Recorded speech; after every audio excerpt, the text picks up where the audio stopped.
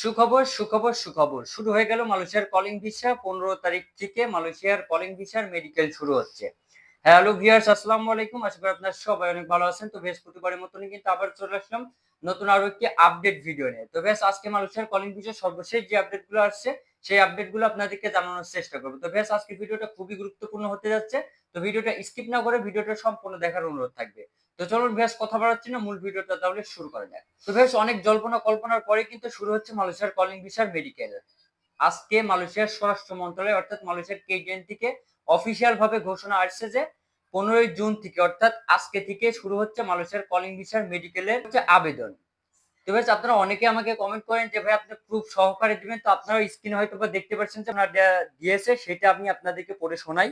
সেটা হচ্ছে যে আগামী 15 জুন অর্থাৎ আজকে থেকে আগামী 15 জুন 2026 সোমবার থেকে বাংলাদেশি নাগরিকদের জন্য ইভিডিআর কলিং ভিসা ও মেডিকেল প্রিমেড আবেদন সরাসরি ইভিডিআর অর্থাৎ মডিউল FWCMS এর মাধ্যমে জমা দেওয়া যাবে। সকল সেক্টরের জন্য অনুমতি আছে।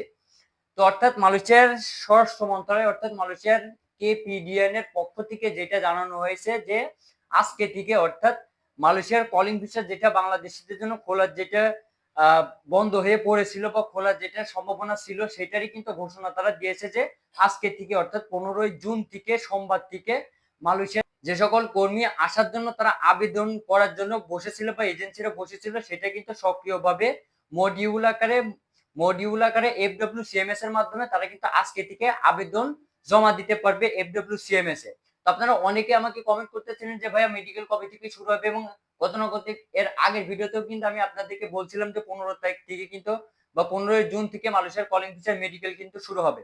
আপনারা অনেকে আমাকে কমেন্ট করছিলেন যে ভাই এই খবরটা কোথা থেকে পেয়েছেন বা এই খবরটা আসলে ভুয়া।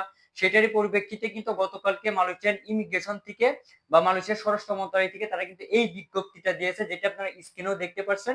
এটা কিন্তু 100% অথেন্টিক, এবং এই নিউজটা হয়তো বা এখন আপনারা অনেকে আমাকে কমেন্ট করতে পারেন যে এই নিউজটা কোথা থেকে পেয়েছেন।